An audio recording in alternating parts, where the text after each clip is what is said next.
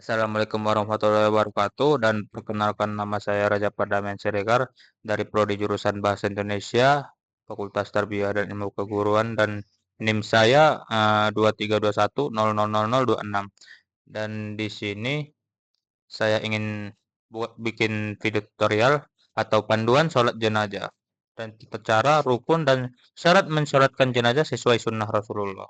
Jadi yang pertama saya ingin membahas keutamaan mensolatkan jenazah yang dimana pahalanya itu agung dan fardu kifayah.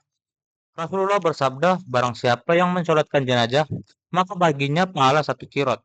Dan barang siapa yang mengantarkan hingga selesai pemakaman, maka baginya pahala dua kirot. Jadi kirot ini setara dengan ukuran gunung Uhud. Hadis riwayat Bukhari dan Muslim. Oke. Dan yang kedua, saya akan membahas syarat sah salat jenazah. Yang dimana di sini terbagi dua, yaitu syarat bagi musalli atau orang yang sholat dan syarat bagi mayit atau jenazah. Jadi syarat yang pertama untuk syarat bagi musalli atau orang yang sholat itu beragama Islam, pastinya sholat hanya sah dilakukan oleh seorang muslim. Yang kedua, suci dari hadas. Suci dari hadas ini maksudnya harus dalam keadaan berwudu atau suci dari hadas kecil dan besar. Dan yang ketiga menutup aurat dan menghadap kiblat. Yang dimana maksudnya di sini memenuhi standar aturan dasar pelaksanaan sholat fardu biasa. Dan di sini saya akan membahas poin keduanya yaitu syarat bagi mayit atau si jenazah. Jadi yang pertama itu si mayit harus sudah disucikan. Jenazah harus sudah diselesaikan dimandikan dan dikafani terlebih dahulu. Dan posisi mayatnya itu jenazah diletakkan di depan barisan musalli atau imam untuk menghadap kiblat. Dan yang ketiga atau yang terakhir adalah keberadaan fisik atau jenazah hadir di tempat sholat, kecuali dalam kasus sholat goib. Nah, dan yang ketiga saya akan membahas 7 rukun utama sholat jenazah. Yang dimana sini yang pertama adalah niat dan berdiri. Niat ikhlas karena Allah dan wajib berdiri bagi yang mampu karena salat ini hukumnya fardu kifayah. Dan yang kedua, 4 takbir. Melakukan 4 takbir sebanyak 4 kali apabila jumlah takbir kurang dari 4, maka salatnya tidak sah. Dan yang ketiga, bacaan salat. Membaca Al-Fatihah dilanjutkan dengan sholawat Nabi, doa khusus jenazah, dan diakhiri dengan salam tertib. Nah, dan selanjutnya lafaz niat salat jenazah yang dimana di sini untuk jenazah laki-laki niat lafaz jenazahnya itu usolli ala hazal maiti arba'ata birotim fardu kifayati ma'mumah lillahi ta'ala yang artinya saya niat sholat atas jenazah ini 4 kali takbir fardu kifayah sebagai makmum karena Allah Ta'ala. Dan untuk jenazah perempuan yaitu usolli ala hazal maiti arba'ata birotin fardu kifayati ma'muman lillahi ta'ala. Yang artinya, saya niat sholat atas jenazah perempuan ini 4 kali takbir fardu kifayah sebagai makmum karena Allah Ta'ala.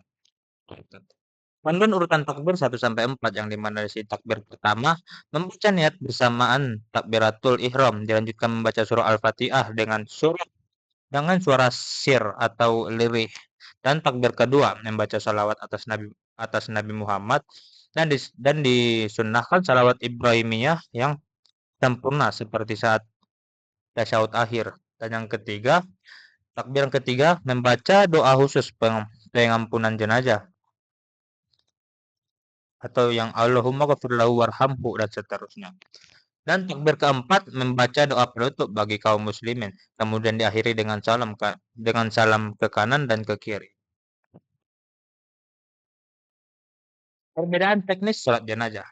Dari aspek perbedaan, posisi berdiri imam, niat salat, damir atau kata ganti doa, dan posisi kepala mayit. Jenazah laki-laki berdiri sejajar dengan bagian kepala jenazah menggunakan kata ganti azal maiti dan menggunakan akhiran hu seperti Allahumma ghafir lahu warhamhu, dan diletakkan di sebelah kiri imam atau di utara. Dan jenazah perempuan berdiri sejajar dengan bagian pusat tengah jenazah menggunakan kata ganti hazi al haza al-maiti menggunakan akhiran ha atau Allahumma ghafir laha warhamha, dan diletakkan sebelah kanan imam atau di selatan. Dan selanjutnya adah menyolatkan jenazah yang dimana di sini membuat minimal 3 saf, disusunkan menyusun makmum menjadi 3 baris saf meskipun jumlah makmum sedikit demi keutamaan.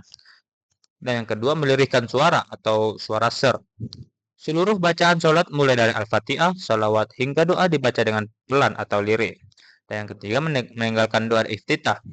Sholat jenazah dirancang ringkas sehingga tidak disunnahkan membaca doa iftitah. Dan terakhir adalah ikhlas mendoakan syafaat atau berfokus dan khusyuk dalam mendoakan kebaikan bagi mayit di takbir ketiga. Dan yang terakhir adalah menghidupkan sunnah fardu kifayah, yang dimana kita sebagai seorang muslim harus memahami dan melaksanakan sholat jenazah dengan baik. Dan itu merupakan tanda kasih sayang, persaudaraan, dan bukti terakhir kita kepada sesama muslim yang telah mendahului kita. Dan marilah kita siarkan tata cara sholat jenazah sesuai sunnah Rasulullah SAW. Dan baik, itu saja dari saya. Mudah-mudahan video ini bermanfaat dan terima kasih. Bila ada kata yang salah mohon dimaafkan, dan assalamualaikum warahmatullahi wabarakatuh. See ya.